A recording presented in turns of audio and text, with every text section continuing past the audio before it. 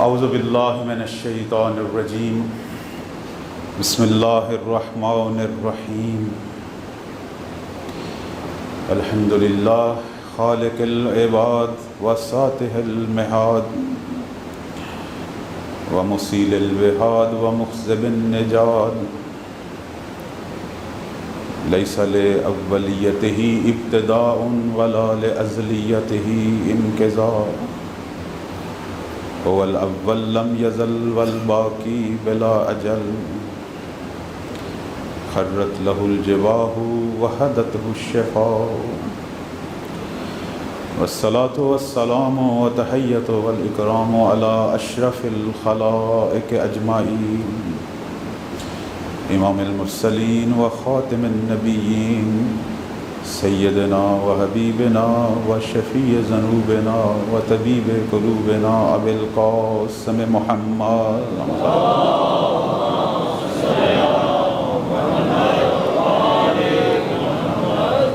وعلى آله الطيبين الطاهرين المعصومين المظلومين سيما بقية الله في الأرضين اذهب الله عنهم الرجس وطهرهم تطهيرا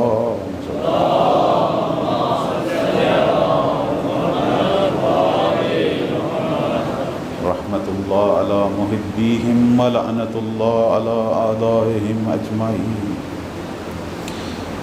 أما بعد فقد قال الله تبارك وتعالى في كتابه المجيد بسم الله الرحمن الرحيم اعلموا ان الله يحيي الارض بعد موتها قد بين لكم الآيات لعلكم تعقلون صلوات پڑھنے پر محمد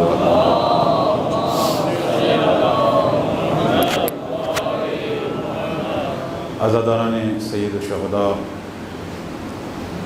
پروردگار آپ سب کی یہ صفِ عزا کی شرکت، یہ گریہ، یہ عزاداری اپنی بارگاہ میں قبول و منظور فرما۔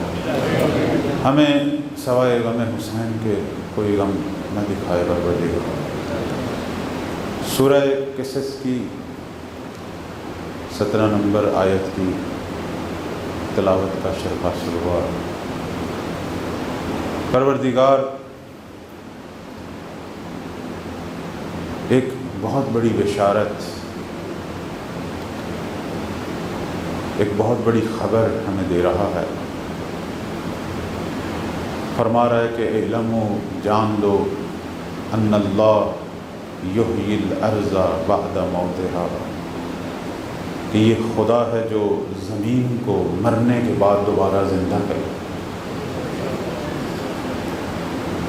زمین بالاخر جن حالات سے دوچار ہے، زمین مر رہی ہے ہم انسانوں کی غلطیوں سے، لیکن خدا اسے دوبارہ زندہ کرے۔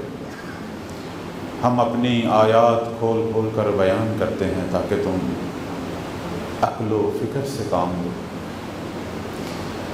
پروردگار نے زمین کے زندہ ہونے اور مرنے کی گفتگو کی ہے۔ مفسرین اسلام یہ کہتے ہیں کہ یہاں یہ ایک مثال ہے۔ خدا یہ کہنا چاہتا ہے کہ جس طرح میں زمین کو بنجر ہونے کے بعد دوبارہ زندہ کر دیتا ہوں، اسی طرح گمراہ خطاؤں میں ڈوبے ہوئے گناہگار انسان جو دیکھنے میں زندہ لگتے ہیں لیکن حقیقت میں مر چکے ہوتے ہیں، میں انہیں بھی دوبارہ ہدایت کے ذریعے احیاء اور زندہ کرتا ہوں۔ عالم اسلام کے بڑے بڑے مفسرین اسی نقطے کی طرف آ رہے ہیں۔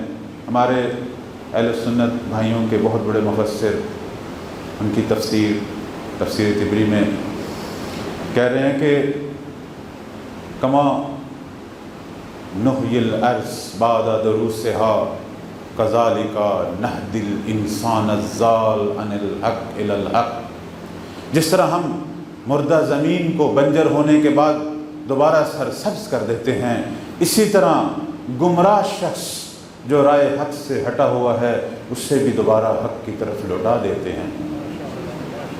فرماتے ہیں وَنُسَدِّدُهُ، ایمان، اس کے ایمان کو محکم کرتے ہیں۔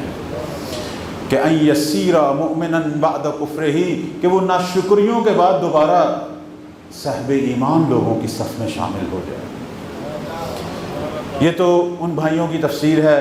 اب ہم دیکھتے ہیں کہ صادق آل محمد صلوات اللہ علیہ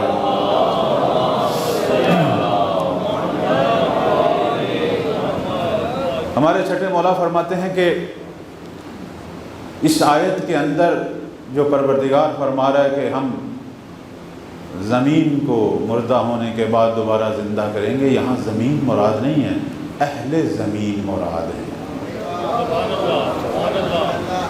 زمین پر رہنے والے مراد ہیں۔ چونکہ یہ انسان ہے جو مردہ ہوتا ہے اور زندہ ہوتا ہے، یہ انسان ہیں، بسا اوقات ان کے جسد اور بدن زندہ ہوتے ہیں لیکن روحیں گناہوں کی کثرت کی وجہ سے مر چکی ہوتی ہیں، دل جو ہے وہ پتھروں سے بھی زیادہ سخت ہو چکے ہیں۔ جب انسان ایک دوسرے پہ ظلم کرتا ہے، خدا کی نافرمانی کرتا ہے، تو قرآن خود کہتا ہے کہ پتھر سے بھی زیادہ سخت، اشد من الحجارہ، پتھر سے بھی زیادہ سخت ہوتا ہے۔ تو میرے چھٹے مولا کہتے ہیں کہ ان پتھروں سے بھی زیادہ سخت دلوں والے مردہ انسانوں کو میرا بیٹا قائم آئے گا اپنی عدالت سے زندہ کرے۔ صلوات پڑھیں بر محمد و آل محمد۔ بلاخر یہ حقیقت ہے عزیزان، ہم خود بھی اس بات کو سمجھتے ہیں۔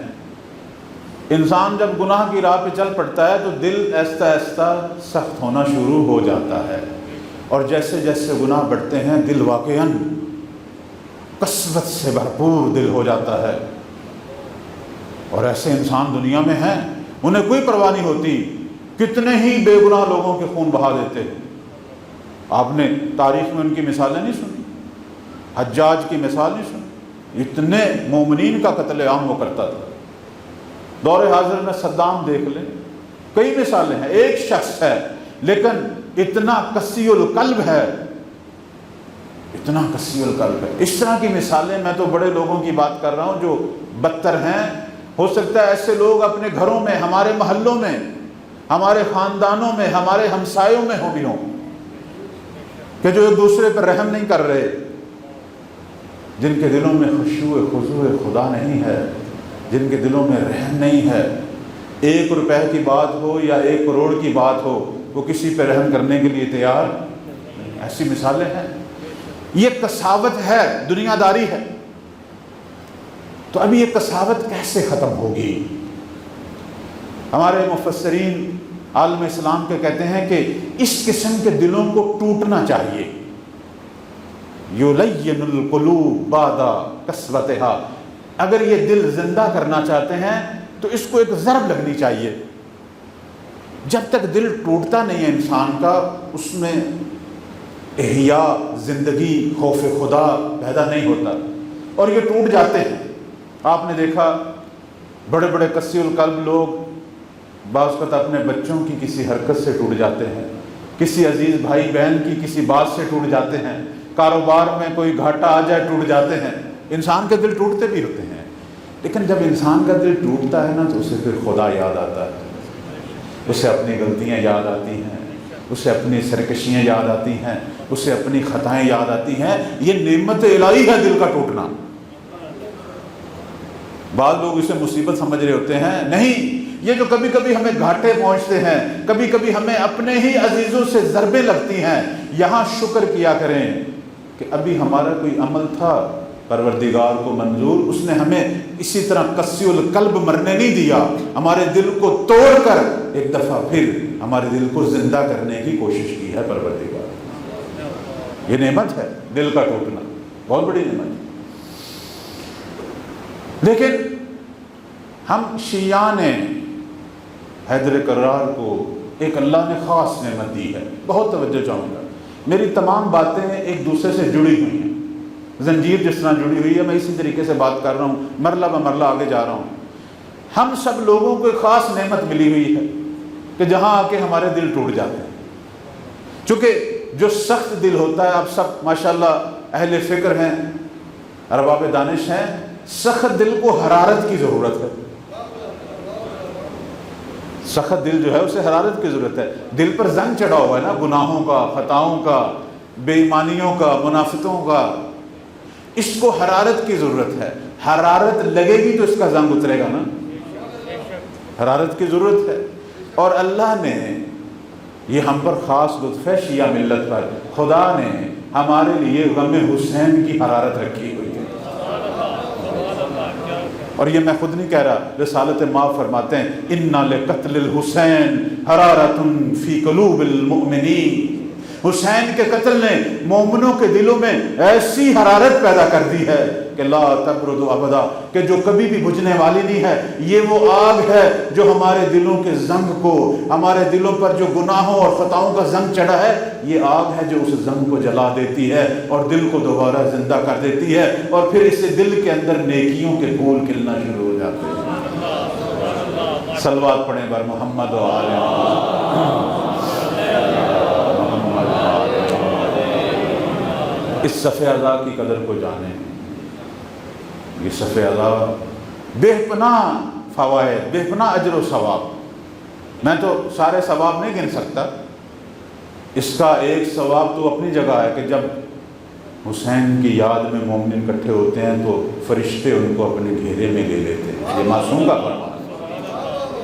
یہ معصوم کا فرمان ہے، میرا نہیں. معصوم فرماتے ہیں کہ جتنی دیر تک یہ عزادار عزاداری کرتے ہیں، ملائکہ ان کو اپنے گھیرے میں لے کر ان پر درود بھیجتے رہتے ہیں، ان کے لیے دعائیں مغفرت کرتے ہیں. یہ بھی اسی کی عطا، یہ بھی اسی کا لطف، ورنہ ہم اس قابل کا. ان کے گناہ معاف ہو جاتے ہیں. میرے آٹھویں مولا کا فرمان ہے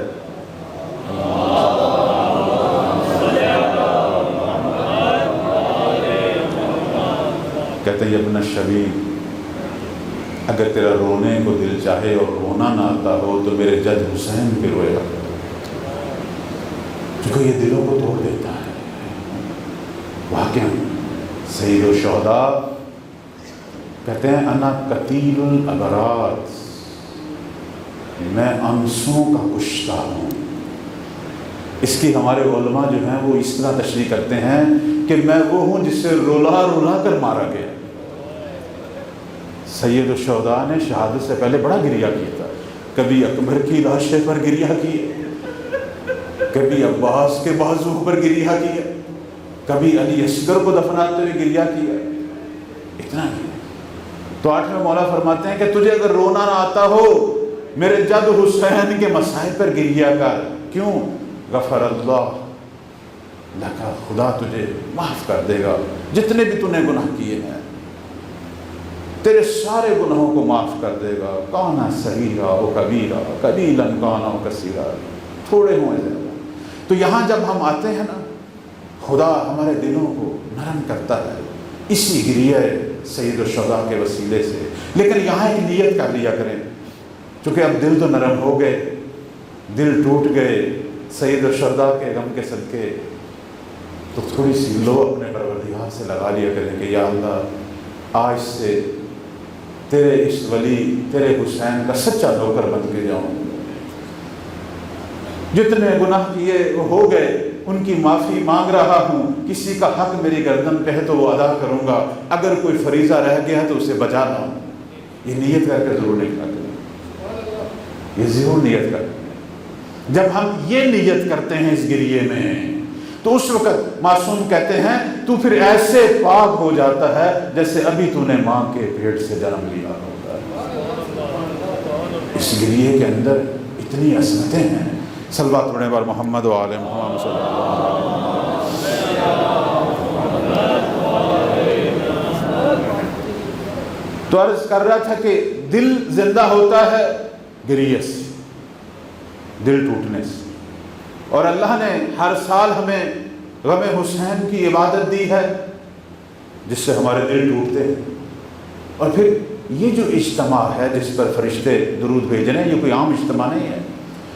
بہت سارے ایسے لوگ جنہیں ہم دیکھنا پسند نہیں کرتے لیکن یہاں انہیں دیکھتے ہیں، اور جب انہیں دیکھتے ہیں تو گلے شکوے بھی دور ہو جاتے ہیں، دل بھی نرم ہو جاتے ہیں. بہت سارے لوگ ایک دوسرے کو بخش دیتے ہیں. ایک دوسرے کا اگر کوئی حق گردن پہ ہو تو انسان سوچنے پہ مجبور ہو جاتا ہے.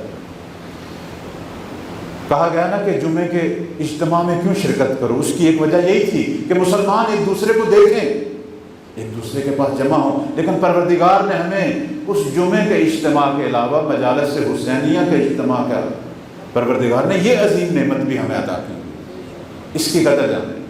تو اب گریہ احیاء کے لیے ضروری ہے. یہاں تک ہم پہنچے. گفتگو تھی کہ قلب زندہ ہونے ہیں اور اس کے لیے گریہ پروردگار نے ہمیں عطا کی. یہاں تک پہنچے. لیکن اب گریہ کس کو عطا ہوتا ہے، میں اس پہ آ رہا ہوں، بہت ہی توجہ جاؤ. گریہ سید الشہداء بھی ہر ایک کو عطا نہیں ہوتا. اس کے لیے بھی توفیق الہی چاہیے. اس کے لیے بھی کچھ ایسے عمل چاہیے جو رب کو پسند آئیں. چونکہ سید الشہداء پر وہی گریہ کرے گا جو سید الشہداء سے محبت کرے گا. ہر آدمی کو یہ توفیق نہیں ہوتی. جو محبت کرے گا وہی گریہ کرے گا. اور محبت کون کرے گا؟ جس کے بارے میں میرا رب ارادہ خیر کرے. اصل وہی ہے، وہی رب ہے. یہ بھی سرکار رسالت مآب صلی اللہ علیہ وآلہ وسلم کا فرمان ہے. اللہ فرماتے ہیں کہ من اراد اللہ بہ الخیر قذف فی قلبہ حب الحسین وحب زیارتہ. فرماتے ہیں کہ جس عبد کے بارے میں من اراد اللہ بعبدہ خیر، جس عبد کے بارے میں پروردگار ارادہ خیر رکھتا ہے، یعنی اس کے حق میں بھلائی کرنا چاہتا ہے، دنیا کے کسی بھی شخص کے بارے میں جب رب بھلائی کرنے کا ارادہ کرتا ہے تو اس کے دل میں حسین کی محبت کو ڈال دیتا ہے، حسین کی زیارت کی محبت کو ڈال دیتا ہے. میں نے یہاں لفظ جو استعمال کیا ہے وہ قذف ہے. جو عربی گرامر سے واقف ہیں اہل علم وہ جانتے ہیں پروردگار نے یہ نہیں کہا وضع، کہا قذف. وضع کا مطلب ہوتا ہے رکھنا، محبت کو رکھنا، البتہ اس کا بھی اثر ہے. قذف کا مطلب ہے شدت سے ڈالنا، اتنی شدت سے کہ وہ محبت کھینچ کے اسے محبوب تک لے جائے. تو پیغمبر فرماتے ہیں کہ خدا حسین کی محبت قذف اتنی شدت سے حسین کے محب میں ڈالتا ہے کہ وہ محب اس محبت کی شدت سے حسین تک کھنچتا ہوا چلا جاتا ہے. یعنی اس کی تعبیر میں یہ بھی کروں گا کہ یہ محبت ہمیں حسین کے اہداف تک لے جاتی ہے. یہ جو عزاداری ہے، یہ جو صف عزا ہے، یہاں ہم جب محبت حسین رکھ کے آتے ہیں تو مولا کے مواعظ، مولا کے اہداف، مولا کے کلمات سننے کے لیے آتے ہیں. ہم چاہتے ہیں کہ ہم اس کاروان حسینی میں شرکت کریں جو 61 ہجری سے شروع ہوا ہے. وہ کارواں ابھی ختم نہیں ہوا، وہ چل رہا ہے. اس کے اندر محب حسین شامل ہو رہے ہیں اور یہ چلتا رہے گا تا ظہور مہدی. صلوات پڑھیں بر محمد و آل محمد.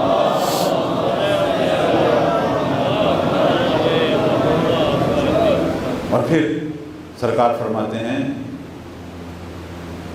من اراد بہ سوءا، لیکن وہ شخص جس کے بارے میں میرا پروردگار اچھا ارادہ نہیں رکھتا، خدا چاہتا ہے اسے میں حتماً عذاب کروں.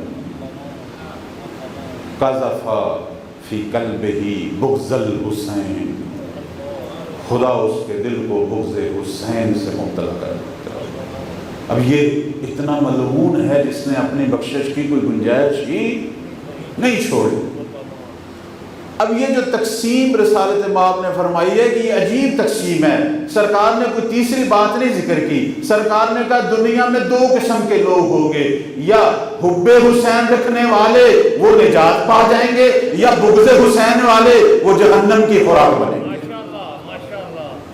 یہ تقسیم جو ہے وہ نجات اور ہلاکت کی تقسیم. اب آپ کہیں گے مولا سے تو محبت کرنے والے کئی قسم کے لوگ ہیں، مسلمان بھی ہیں، غیر مسلم بھی ہیں، تو کوئی شک نہیں، اس میں کوئی شک نہیں۔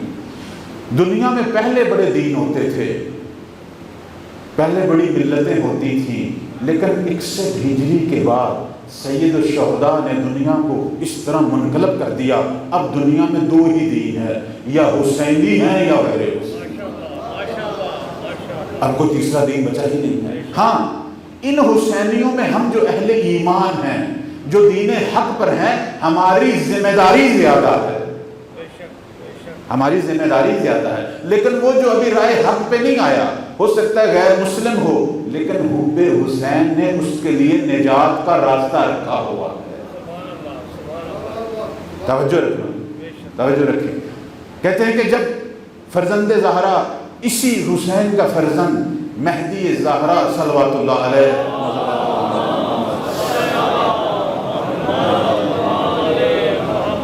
جب ظہور فرمائیں گے تو پوری دنیا میں ان کے 3 قسم کے ناصر ہوں گے، 3 قسم کے ناصر ہوں گے میرے مولا کے۔ ایک تو وہی 313 ناصر ہیں، البتہ یہ اولیاء پروردگار ہیں، یہ بڑی بلند ہستیاں ہیں، یہ جو 313 ناصر ہیں ان کی بڑی عظمتیں ہیں۔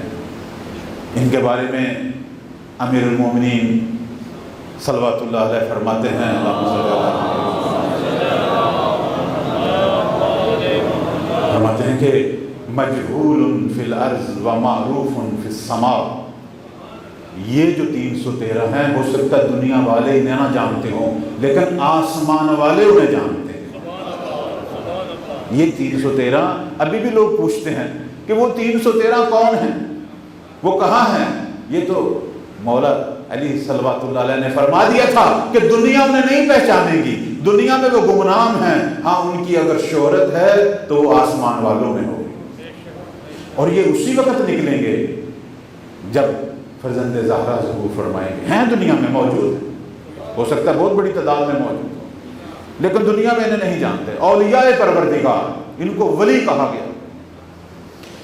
یہ ہیں پہلے مرتبہ کے ناصر، یہ سب مومنین ہیں، اور البتہ مومنین میں وہ مومنین جو قائدانہ صلاحیتیں رکھتے ہیں، جو ولی کے مقام تک پہنچے ہوئے ہیں، جو بوذر ہیں، جو سلمان ہیں، جو مالک جیسی صفات رکھتے ہیں، یہ وہ ہیں۔ ان کے بعد دوسرے مرحلے میں روایات کہتی ہیں 10 یا 12,000 کے ناصر ہیں، جن کی تعداد 10 یا 12,000 ہیں۔ یہ سب اہل ایمان ہیں، یہ سب شیعہ ہیں، یہ سب مومن ہیں، لیکن یہ بھی عام مومن نہیں ہیں، یہ اسی صف اعزاز سے نکلنے والے ہیں۔ لیکن ان کے مقام کے بارے میں معصوم فرماتا ہے، ان میں سے ہر ایک تم میں سے، آج کے لوگوں میں سے 100 کے مقابل جتنی طاقت، عظمت، تقوی، خوف خدا رکھتا ہو۔ یعنی ان کی عظمت، ان کی اہمیت عام 100 کے برابر ہوگی۔ اب یہ دیکھنے میں تو 12,000 ہے، لیکن اگر ان کی عظمتوں کو آپ گننا شروع کر دیں تو سمجھ لیں یہ کتنا عظیم لشکر ہے۔ اس کے بعد تیسرے مرحلے کے ناصر کون ہیں؟ فرماتے ہیں تیسرے مرحلے کے ناصر پوری دنیا میں ہر ملت اور ہر دین سے جتنے بھی محب حسین ہوں گے وہ سارے مہدی زہرا سے ملک ہوں گے۔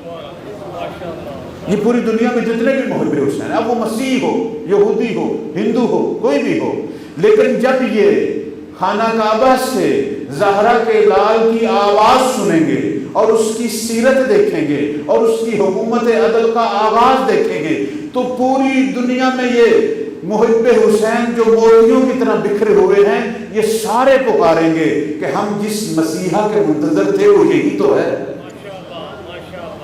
سب کا رخ جو ہے وہ مہدی زہرا کی طرف ہو جائے گا۔ اب جب یہ مولا کے لشکر میں شامل ہوں گے اب یہ نجات پائیں گے۔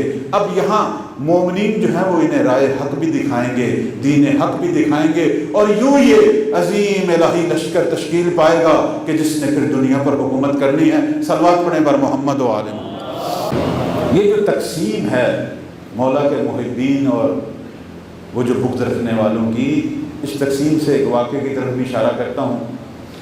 ہمارے قم کے استاد کو بیان کرتے ہیں کہ جب میں نجف میں پڑھتا تھا تو نجف میں ہمارے ایک استاد جو مجتہد تھے لیکن تھے نابینا، لیکن عالم فاضل، ان کی ایک روٹین یہ تھی کہ انہوں نے ایک خاص شاگرد کو مقرر کیا ہوا تھا کہ میرے لیے کتاب تھوڑی سی پڑھا کر تاکہ میں اس کی تشریح کیا کروں باقی کلاس والوں کو، چونکہ خود نابینا تھے۔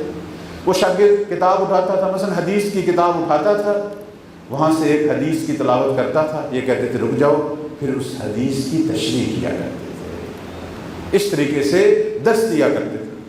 اب وہ جو شاگرد تھا کہ جس کی ذمہ داری ہر روز کتاب پڑھنا تھی، اس نے اجازت لی استاد سے کہ مجھے اجازت دیں میں اپنے وطن جاؤں، اپنے عزیزوں کو، والدین کو ملوں۔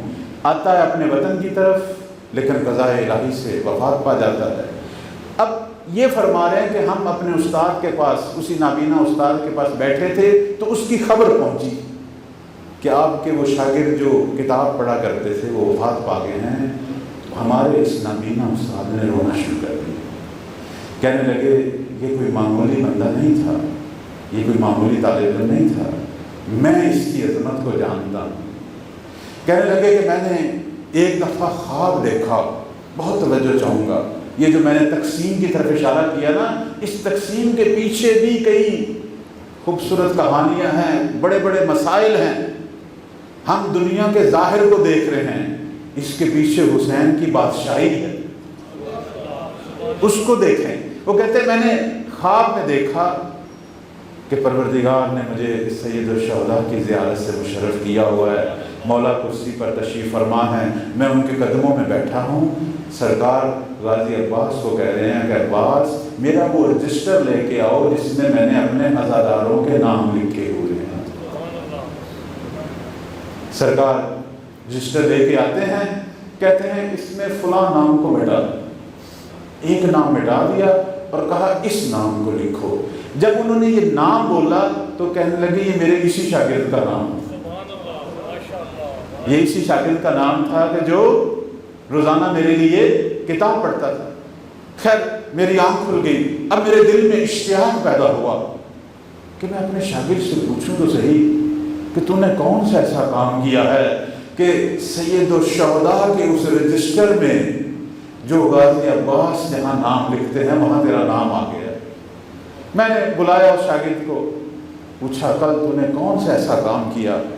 کہنے لگا میری تو روٹین بھری زندگی ہے، وہی عام زندگی، میں نے تو کوئی خاص کام نہیں کیا۔ انہوں نے کہا نہیں سوچ، کل کوئی نیا کام بھی تو نے شروع کیا ہے، کون سا ایسا کام کیا ہے؟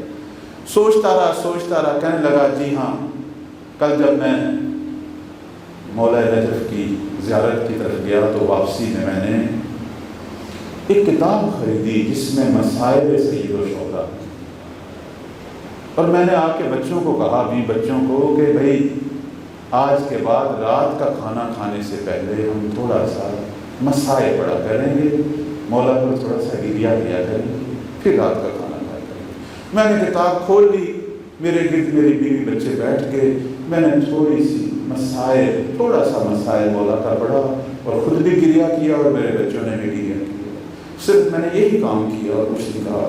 تو کہنے لگے تیرا یہ گریہ اتنا خالص تھا، اتنا حسین کو پسند آیا، اس نے اپنے رجسٹر میں تجھے حسینی بنا کے لکھ دیا۔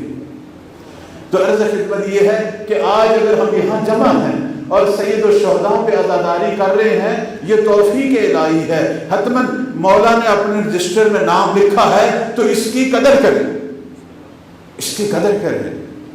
یہ وہ عظیم لمحات ہیں، اس کی قدر کریں، اور یہ وہی عظیم لمحات ہیں جس میں دعائیں قبول ہوتی ہیں، جس میں پروردگار کی نظر رحمت جو ہے وہ شامل حال ہوتی ہے۔ تو دل کو احیا کریں، واقعاً پروردگار کی بارگاہ میں توبہ کریں، ایک دفعہ اپنے دل کو کھولیں اپنے رب کی بارگاہ میں، یہی وہ وقت ہے۔ صلوات پڑھیں بر محمد و آل محمد۔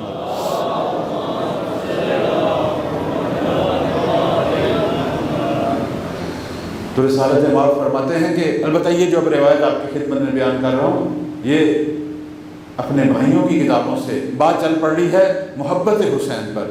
توجہ رکھیں، ہماری گفتگو اسی طرح ہے کہ دل کو زندہ کرنے کے لیے گریہ کی ضرورت ہے، اور گریہ کے لیے محبت کی ضرورت ہے، اور محبت جو ہے وہ توفیق الہی ہے، ہم یہاں تک پہنچے ہیں، اور یہ وہ محبت ہے جس کے لیے رسالت مآب دعا کیا کرتے تھے۔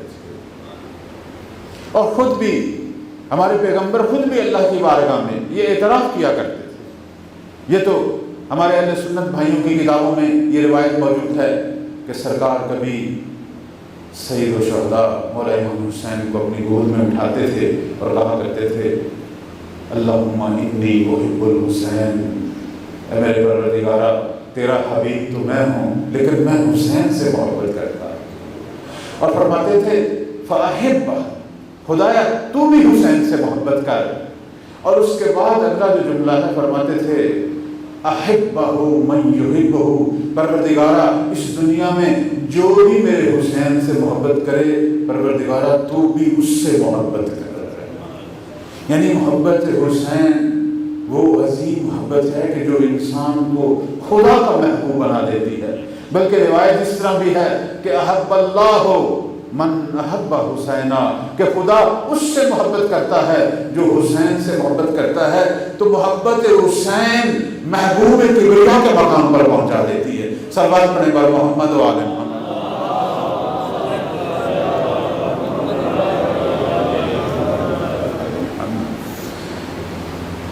ایک خوبصورت سا جو نقطہ میں آپ کی خدمت میں بیان کرنا چاہتا ہوں کہ کیوں اتنی تاکید ہے سید الشہداء کی محبت پر، کیوں ہمارا اسی صف اعضاء کو ہر سال بچھانے پر اتنا زور اور ہماری ساری کوششیں سارے کام چھوڑتے ہیں، کیوں؟ اس کا ایک اپنا فلسفہ، اس کی اپنی ایک وجہ۔ آپ جانتے ہیں مولا حسین دنیا کے وہ واحد شہید ہیں کہ جن کی وقت ولادت سے پہلے ان کی شہادت کی خبر ہے۔ واحد شہید ابھی دنیا میں تشریف نہیں لائے۔ جبرائیل نے آ کے رسالت مآب کو پیغام دیا کہ اب جو تیرا فرزند پیدا ہونے والا ہے یہ وہ ہے جسے تیری امت پیاسا وحیدن فریدا غریبا کس عالم میں شہید کرے گی۔ تو روایت کہتی ہے کہ پیغمبر فرماتے ہیں لا حاجت لہی، اگر اس طرح میری امت نے میرے بیٹے کو مارنا ہے تو خدایا اسے نہ بھیج، نہ لا حاجت لی۔ پھر مولا امیر المومنین کو جب یہ بتایا گیا ہے تو مولا نے بھی روتے ہوئے کہا لا حاجت لی، کہ ہمارے اندر یہ برداشت نہیں ہے۔ لیکن جبرائیل نے کہا بات یہ ہے اسی حسین کے ہی صدقے سے قیامت تک پروردگار نے رزق دینا ہے، اور اسی حسین کی نسل میں ہی تا قیامت سلسلہ امامت چلنا ہے، اور وہ مہدی جس کا آدم و نوح ابراہیم و موسیٰ اور عیسیٰ انتظار کر رہے ہیں وہ بھی اسی حسین کی نسل سے ہی ظاہر ہونا ہے۔ تو یہ اس وجہ سے سرکار رسالت مآب نے قبول فرمایا، اور مولا حسین وہ ذات ہے جو سراپے خیر، دنیا میں جو کچھ بھی آپ دیکھ رہے ہیں یہ ان کی وجود کی برکتیں ہیں، یہ سلسلہ امامت، یہ حجت خدا کا وجود کہ جس کے وجود کے فیض سے پروردگار کی نعمتیں پہنچ رہی ہیں وہ اسی حسین کی ہی نسل سے ہے۔ مولا کی اپنی زندگی کا مطالعہ کریں۔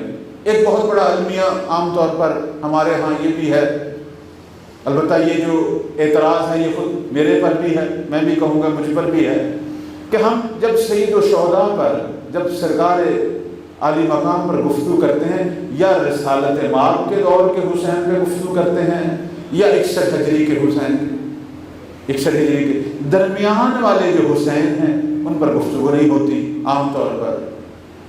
ابھی بھی دنیا نے حسین کو نہیں پہچانا، اسی لیے وہ تیاری نہیں ہو رہی۔ البتہ دل زندہ ہوتے ہیں، اس صف اعضاء کی برکت سے بہت کچھ ہوتا ہے، لیکن وہ تربیت حسینی ابھی نہیں ہو رہی، چونکہ حسین مکمل ابھی تک بیان نہیں ہو رہا۔ اب ٹائم میں اتنی گنجائش نہیں ہے، میں ایک چھوٹے سے واقعے کی طرف اشارہ کروں گا، ایک چھوٹا سا واقعہ کہ مولا کی خیر و برکت، صلوات پڑھیں بر محمد و آل محمد۔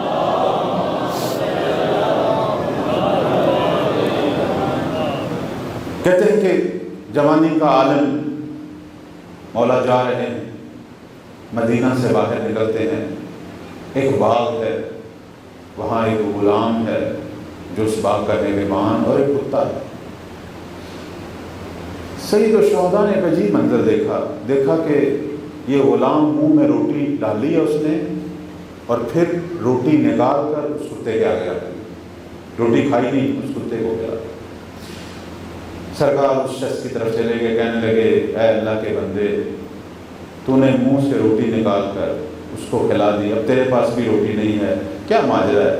کہنے لگا میں ایک یہودی کا غلام ہوں اور اس باغ کا نگہبان ہوں، اور یہ کتا بھی میرے ساتھ ہے۔ 2 دن سے اس میرے مالک نے مجھے کوئی کھانا نہیں دیا، آج کہیں سے مجھے ایک روٹی ملی تھی، کھانے لگا ہوں تو یہ کتا میرے سامنے آ گیا، اس کی بھوکی آنکھوں سے مجھے شرم آ گئی، میں نے روٹی اس کو کھلا دی، خود بھوکا رہ گیا، لیکن اس بے زبان کی آنکھیں مجھ سے برداشت نہیں۔ اللہ اکبر۔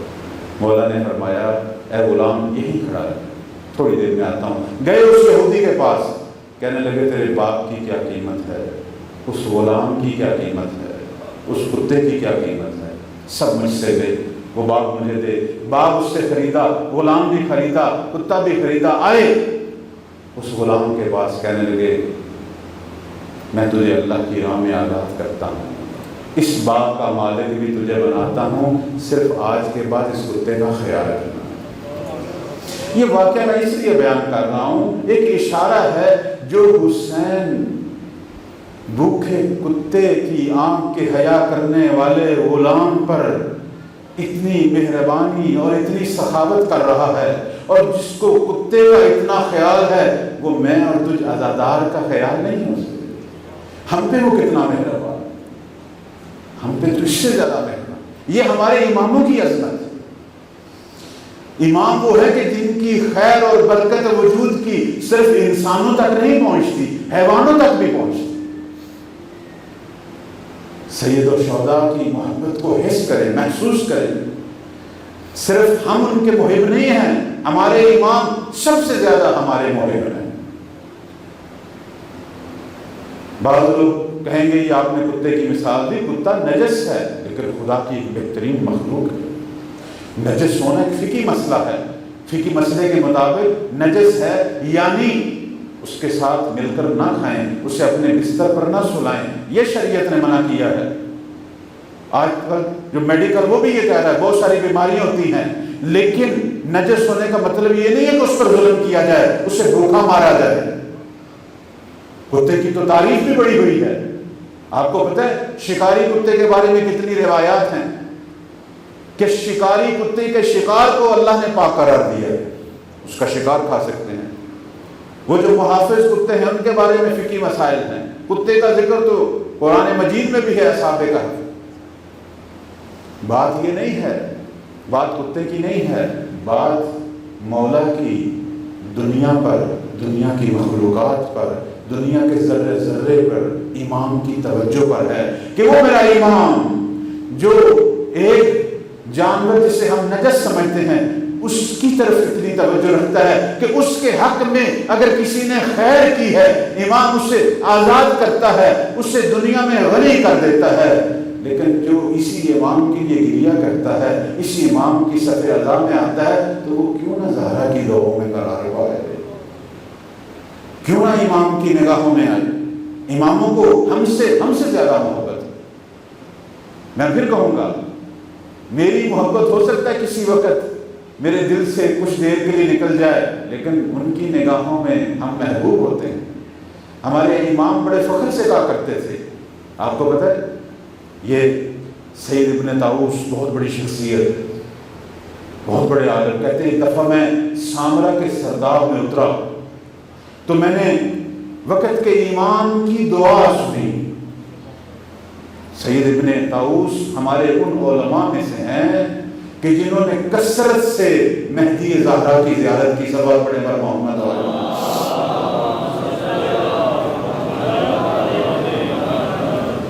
کہتے ہیں ایک دفعہ میں سامرا کے سردار میں اترا تو میرے کانوں میں آواز آئی، مجھے پتہ چل گیا میرے مولا کی آواز ہے، دعا مانگ رہے ہیں۔ اب مہدی کی دعا آپ کو سناؤں، میرے مولا ہمارے لیے کیا دعا کرتے ہیں؟ دعا کیا کر رہے ہیں؟ کہتے ہیں اللہم انا شیعتنا خلقوا من شعاع انوارنا وبقیت دینتنا. کہتے ہیں پروردگار یہ جو ہمارے شیعہ ہیں یہ ہمارے ہی انوار کی شعاؤں سے پیدا ہوئے ہیں، یہ ہماری ہی بچی ہوئی مٹی سے پیدا ہوئے ہیں. یہ محبت ہے ہمارے مولا کی.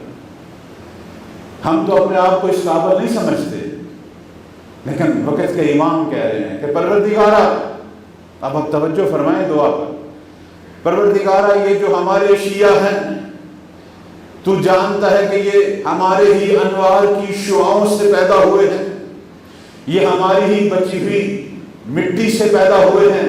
پھر فرماتے ہیں میرے مولا، بہت ہی توجہ چاہوں گا، فرماتے ہیں قد فعلوا ذنوبا اتقالا علی حبنا وولایتنا.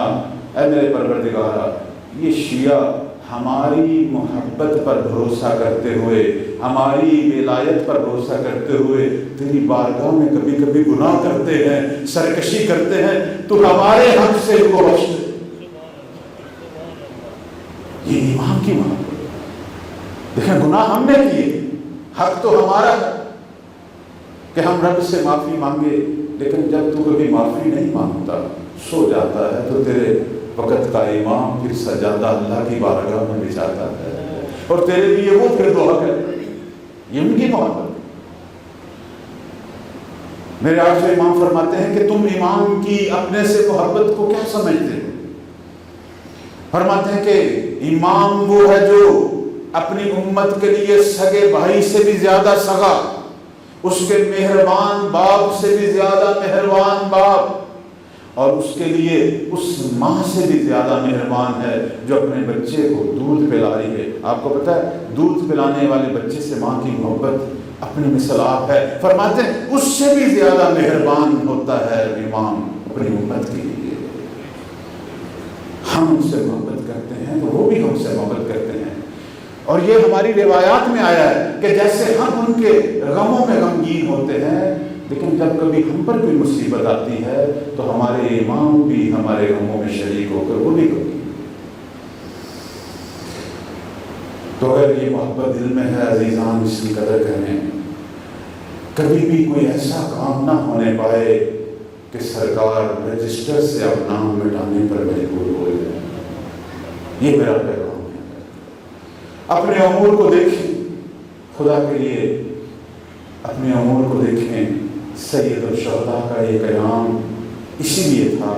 فرماتے تھے کہ میں اپنے نانا کی امت کی اصلاح کے لیے نکلا ہوں، میں امر بالمعروف کے لیے نکلا ہوں، میں برائیوں سے روکنے کے لیے نکلا ہوں. یہ خصلتیں ہیں حسینیوں کی. حسینی اسی عنوان سے پہچانے جائیں. کہتے ہیں کہ جو حسینی کی خصلت ہے یہی مہدی کے ناصر کی ہے، چونکہ یہ وہی سلسلہ ہے. آج حسینی کی پہچان یہ ہے کہ وہ اپنی اصلاح پہ ہمیشہ تلا ہوا ہے، ہر کام میں اپنی اصلاح کا پہلو ڈھونڈتا ہے، خود بھی برائی نہیں کرتا، برائی سے روکتا ہے، نیکی کا حکم دیتا ہے. اور مہدی کا ناصر بھی اسی عنوان سے پہچانا جائے. کل بھی میں نے عرض کیا تھا کہ یہ فریضہ ہے ہمارا، یہ مقصد حسین ہے، اور آج ہماری صف اذا کا بھی یہی مقصد ہے. لیکن امر بالمعروف کرتے وقت ایک نکتے کی طرف توجہ رکھیں. جب آپ نے کسی کو برائی سے روکنا ہے خلوت میں روکا کریں، سر عام نہیں روکیں. اس کی طرف توجہ رکھیں. اہل ایمان کی یہ نشانی ہے کہ وہ ایک دوسرے کو نصیحت کرتے ہیں. اس کو علیحدگی میں جا کے کہیں کہ میرے بھائی تو مجھے اجازت دیتا ہے میں تجھے ایک نصیحت کروں، یہ میرے اور تیرے درمیان راز ہے. میں نے تجھ میں یہ عیب دیکھا، میں تجھے نصیحت کرنا چاہتا ہوں، میں تجھے فرمان معصوم سنانا چاہتا ہوں. اسے سناؤ، اسے روکو. اب اس کو چھوڑ دو، وہ جانے اور پروردگار تو اپنا فریضہ ادا کر. تجھ پر یہی فریضہ تھا کہ تو حکم خدا کو ابلاغ کر دے. باقی دنیا دارالاختیار ہے، ہم کسی کو مجبور نہیں کر سکتے. وہ تو مولا امام بھی کسی کو مجبور نہیں کر سکتے.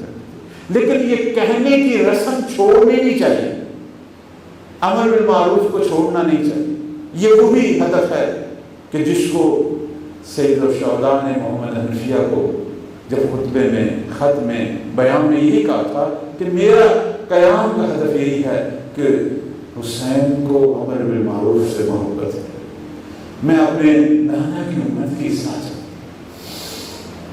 چل پڑے ہیں، ہم آ رہے ہیں الوداع کی طرف۔ یہ خطبہ، یہ فرمان جو محمد حنفیہ کو، اس کے بعد مولا نے مدینہ سے الوداع کیا ہے۔ الوداع امام کا بڑا سخت ہے، سخت ترین مسائل میں سے سخت ترین ایک مصیبت مدینہ کو چھوڑنے کی ہے۔ آپ نے پڑھا ہوگا، سنا ہوگا، سرکار رسالت مآب نے جب مکہ چھوڑا تھا نا، کہتے ہیں مڑ مڑ کر بار بار مکے کی طرف دیکھتے تھے، وطن کی محبت ہوتی ہے۔ مدینہ میں جتنا بھی عرصہ رہے ہیں بےتاب تھے، اگر کوئی مکے سے آتا تھا تو پوچھتے تھے میرے شہر کا کیا حال۔ لیکن اگر مدینہ چھوڑنا ہو، جہاں نانا محمد کی قبر ہو، جہاں ماں زہرا کی قبر ہو، جہاں حسن مجتبیٰ کی قبر ہو، تو وہ حسین نے کس طرح چھوڑا ہوگا، اسے ہم نہیں جانتے، اسے صرف سید الشہداء جانتے۔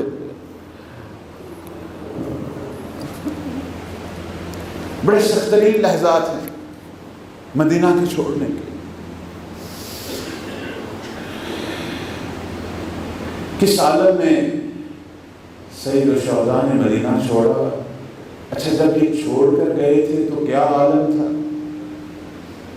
لیکن جب یہ قافلہ، لٹا ہوا قافلہ جب واپس آیا تھا، اس وقت کیا عالم تھا، کس عالم میں واپس آئے ہیں۔ میں صرف ایک مرثیہ شعر ہے جو ام کلثوم بیوی نے جب واپس آئے نا یہ قافلہ شام سے مدینہ کی طرف، دور سے جب مدینہ کی دیواروں کو بیوی نے دیکھا تو بے اختیار رو پڑی، اور مدینہ کی دیواروں کو دیکھ کر بی بی کلثوم نے صرف یہ کہا، مدینہ تو جدنا لا تقبلینا، اے میرے نانا کے شہر، اب ہم تمہارے قابل نہیں رہ گئے۔ کیوں میری آقا زادی، کیا ہوا؟ کہنے لگی کہ خرجنا من قبل اہلینا جمعا رجعنا لا رجال ولا بنینا، جب ہم اس مدینہ سے نکلے تھے بھائی حسین تھے، بھائی عباس تھے، اکبر تھے، قاسم تھے اور محمد تھے، لیکن اب جب واپس آئے ہیں ان ظالموں نے نہ ہمارا کوئی جوان چھوڑا ہے نہ کوئی بچہ چھوڑا۔ اجرکم اللہ اجر۔ کہتے ہیں کہ سید الشہداء جب مدینے سے الوداع ہوتے ہیں 3 قبروں پر گئے ہیں میرے مولا۔ سب سے پہلے تو نانا کی قبر پہ آئے۔ نانا کی قبر پہ جب آتے ہیں تو کیا جاتے ہیں قبر پر؟ یہ کہتے ہیں کہ نانا اب تیری امت مجھے مدینہ میں نہیں رہنے دیتی۔ تھوڑا سا حالت خواب تاری ہوتی ہے، خواب میں دیکھتے ہیں اپنے نانا کو، نانا محمد کہہ رہے ہیں حسین میں تو بے چینی سے تیرا انتظار کر رہا ہوں، شاء اللہ یراک قتیلا، حسین خدا یہ چاہتا ہے تو اس کی راہ میں قتل ہو۔ اب آنکھ کھلتی ہے نا تو فرماتے ہیں کہ پروردگارا ھذا قبر نبی، یہ تیرے نبی کی قبر ہے، انا ابن بنت نبی، میں تیری نبی کی بیٹی کا اس وقت تنہا بیٹا نہیں ہوں۔ اگر تیرا حکم یہ ہے، اگر تیرا یہ امر ہے تو پھر مجھے لے جا اس امر کی طرف جس پہ تو بھی راضی ہے اور تیرا رسول بھی راضی ہے۔ پھر آتے ہیں اس قبر کے بعد آتے ہیں اپنے بھائی حسن کی قبر پر۔ بھائی حسن کی قبر پر جب حسین گئے ہیں، سلام کیا ہے، اس کے بعد میرے مولا اس گمنام قبر کی طرف جاتے ہیں کہ جس کا علم اس وقت صرف مہدی زہرا کو ہے۔ اجرکم اللہ۔ ماں زہرا کی قبر کی طرف جب جاتے ہیں تو یہ ہمارے مورخین لکھتے ہیں، کہتے ہیں حسین جب نانا کی قبر کی طرف گئے اور بھائی کی قبر کی طرف گئے، صاحب الوقار والسکینہ، بڑے اطمینان سے سکون سے قدم اٹھاتے ہوئے جا رہے ہیں، لیکن جب اس گمشدہ قبر کی طرف گئے تو اس طرح دوڑ کر اس قبر کی طرف جا رہے تھے جیسے بچہ اپنے ماں کے دامن کو لپٹنا چاہتا۔ اجرکم اللہ۔ جب ماں کی قبر پر گئے ہیں، جاتے ہی سلام کیا، السلام علیکہ یا اماں جا حسین، ماں زہرا آپ پر میرا سلام ہو، آپ کا حسین آیا ہے۔ اجرکم اللہ۔ اب یہاں ہمارے اہل معنی اہل قلب یہ کہتے ہیں کہ قبر سے 3 جواب آئے، یہ لکھے نہیں گئے لیکن اہل معنی یہ کہتے ہیں کہ 3 جواب آئے قبر سے۔ پہلا جواب کیا ہے؟ بی بی فرماتی ہیں علیک السلام یا غریب الام، اے میرا پردیسی حسین تجھ پر بھی میرا سلام۔ اور اس کے بعد دوسرا جواب فرماتی ہیں علیک السلام یا عطشان الام، اے میرا حسین جو پیاسا ذبح ہوگا تجھ پر بھی میرا سلام ہوگا۔ اور اس کے بعد تیسرا سلام بی بی نے کہا علیک السلام یا سحقان الام، سحقان اس شخص کو کہتے ہیں کہ جس کی میت کو گھوڑوں کے ٹاپوں سے پامال کیا جائے۔ بی بی کہتے ہیں میرا حسین تیرے لاشے کو پامال کیا جائے گا تجھ پر میرا سلام ہو۔ اجرکم اللہ۔ میں یہاں عبداللہ ابن سنان کوفی کی روایت کی طرف آتا ہوں، ایک اہم ترین روایت ہے الوداع کے مسائل کے اندر۔ عبداللہ بن سنان کوفی کہتے ہیں کہ میں اسی دن پہنچا تھا جس دن مولا حسین مدینہ کو چھوڑنے والے تھے۔ میں جب مدینے میں آیا تو میں نے دیکھا مدینے میں کوئی رونق ہی نہیں ہے، در بازار بند ہیں، لوگ پریشان ہیں، لوگوں کے چہرے زرد ہیں۔ پوچھا مدینے میں کیا ہوا ہے؟ لوگوں نے کہا تجھے نہیں پتا، نبی کی قبر کا چراغ حسین مدینہ کو چھوڑ کے جا رہا، مدینے کی رونق مدینے کو چھوڑ کے جا رہی ہے۔ کہتے ہیں میں بھی محلہ بنی ہاشم کی طرف آیا، دیکھا وہاں ہجوم تھا، رش تھا، میں بھی اس رش میں کھڑا ہو گیا، دیکھا اونٹ تیار ہو رہے ہیں، 70 اونٹ ہیں جن پر مشکیزیں اور خیمے لادے گئے ہیں، بہت سارے گھوڑے، 100 کے قریب لوگ، بلکہ 100 سے زیادہ لوگ جو ہیں وہ گھوڑوں پر سوار ہیں اور تیار ہیں۔ میں نے دیکھا مولا حسین کرسی پہ بیٹھے ہیں اور ایک گھر ہے جس کے دروازے پر محمل لگے ناکے آ رہے ہیں اور جوانان بنی ہاشم بیویوں کو مخدرات عصمت کو سوار کر رہے ہیں۔ میں نے دیکھا ایک 13 سالہ جوان ایک بیوی کو سوار کر رہا ہے، پوچھا یہ کون ہے؟ بتانے والے نے بتایا یہ حسن کا یتیم قاسم ہے جو ماں کو سوار کر رہا ہے۔ پھر میں نے علی اکبر کو دیکھا، وہ بھی کسی کو سوار کر رہے تھے۔ میں نے جوانان بنی ہاشم کو دیکھا، محمل آتے رہے، بیوی سوار ہوتی رہی۔ پھر کہنے لگا بیت الشرف کے در پہ ایک بیوی آئی کہ جس کو دیکھ کر حسین نے کرسی چھوڑ دی۔ اب حسین کرسی پہ نہیں بیٹھے، حسین نے کرسی چھوڑ دی، غازی نے اس کا ہاتھ پکڑ لیا، اور محمد نے نالین پکڑ لی، بنی ہاشم کے جوانوں نے حلقہ باندھ لیا۔ میں نے پوچھا یہ بی بی کون ہے؟ تو کہا یہ شریکت الحسین، یہ علی کی بڑی بیٹی زینب ہے۔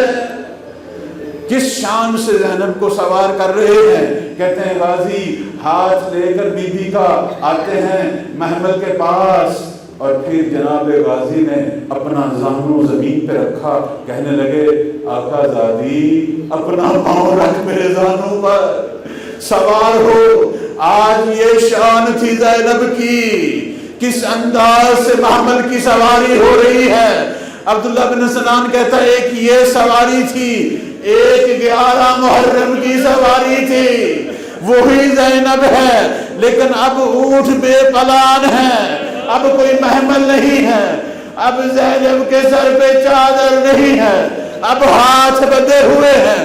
ظالموں نے حکم دے دیا ان بے پلان اونٹوں پہ سوار ہو۔ اب بی بی کو سمجھ نہیں آ رہا بندے ہاتھوں سے میں کیسے اس ناکہ پر سوار ہوں۔ تو کہتا ہے کہ نظرت یمینا وَإِلَى شمالا، اب بی بی ایک طرف دائیں طرف دیکھتی ہے، ایک طرف زینب بائیں طرف دیکھتی ہے، اور ایک دفعہ پکارتی ابا کہاں ہو، اکبر کہاں ہو، قاسم کہاں ہو۔ زینب ناکہ پہ سوار ہونا چاہتی ہے۔